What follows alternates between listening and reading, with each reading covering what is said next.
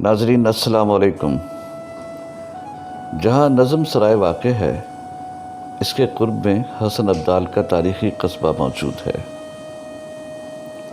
حسن ابدال سکھوں کے مشہور مذہبی مقام گرودوارہ شری پنجہ صاحب کی وجہ سے بھی بہت معروف ہے، لیکن ہم آپ کو اس ویڈیو میں یہاں کی ایک اور تاریخی عمارت کی سیر کروائیں گے۔ یہ ہے مقبرہ شہزادی لالہ رخ۔ شہزادی لالہ رخ کے نام پر ہی حسن ابدال سے متصل واہ کینٹ میں ایک محلے کا نام بستی لالہ رخ رکھا گیا ہے۔ شہزادی لالہ رخ کے بارے میں کئی روایات معروف ہیں۔ کوئی اسے مغل شہنشاہ ہمایوں کی بیٹی قرار دیتا ہے، کوئی اورنگزیب عالمگیر کی، اور کوئی اسے شہنشاہ جہانگیر کی دختر کہتا ہے۔ جہانگیر کی کسی بیٹی کا نام لالہ رخ نہیں تھا، البتہ یہ ہو سکتا ہے کہ کسی شہزادی کا لقب لالہ رخ ہو۔ لوگ اس حوالے سے شکوک کا اظہار کرتے ہیں کہ جانے اس مقبرہ میں کون سی شہزادی مدفون ہے۔ بہرحال یہ تو طے ہے کہ یہ مقبرہ ایک مغل شہزادی سے منسوب ہے۔ گمان یہ کیا جاتا ہے کہ کابل سے براستہ لاہور جانے والے کسی قافلے میں یہ شہزادی شریک تھی۔ اچانک طبیعت بگڑنے پر حسن ابدال کے مقام پر اس کا انتقال ہو گیا، تو شہزادی کو یہیں دفن کرنا پڑا۔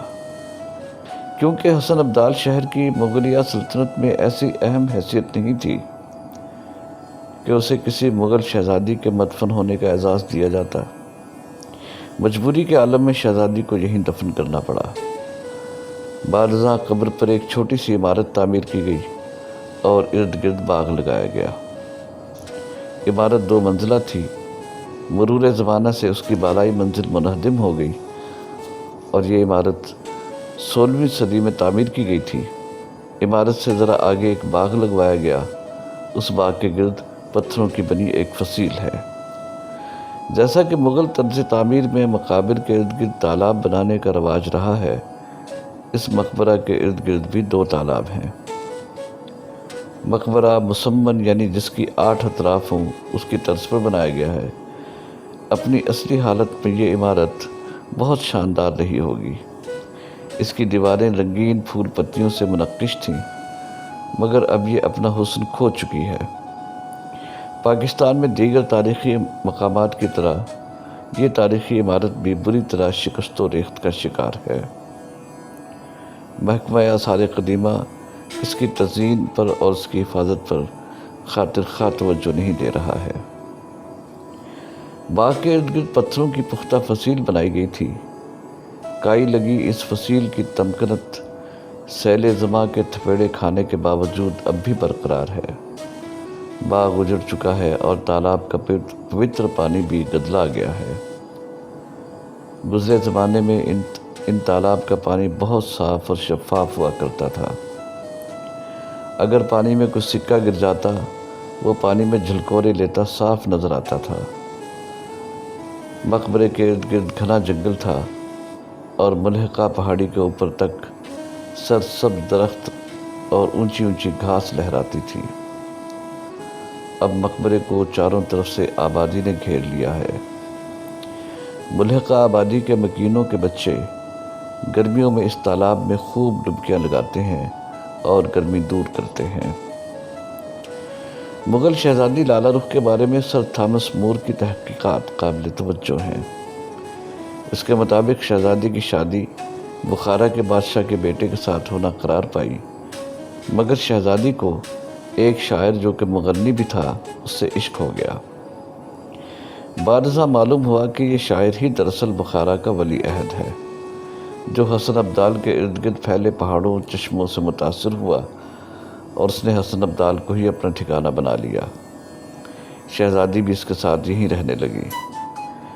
سر تھامس مور کی اس کہانی کا کئی زبانوں میں ترجمہ ہو چکا ہے۔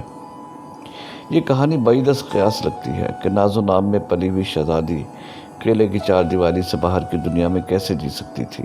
بہرحال لالہ رخ ایک افسانوی کردار ہے۔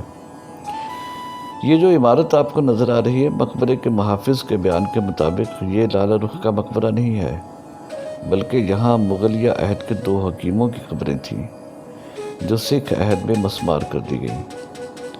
بہرحال جو عمارت آپ دیکھ رہے ہیں وہ مقبرہ لالہ رخ کے نام سے ہی معروف ہے، جبکہ یہاں اکبر بادشاہ کے 2 حاذق طبیب دفن ہیں، ایک کا نام حکیم عبد الفتح گیلانی اور دوسرے کا نام ہمایوں گیلانی ہے۔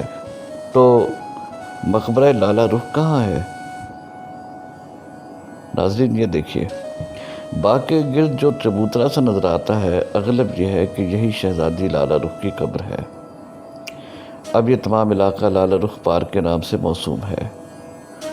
محققین کے مطابق یہ تمام علاقہ جہاں اب آبادی ہو چکی ہے اور مغلیہ عہد کی یہ عمارت قائم ہے، اس کے نیچے بدھ عہد کے آثار پائے جاتے ہیں۔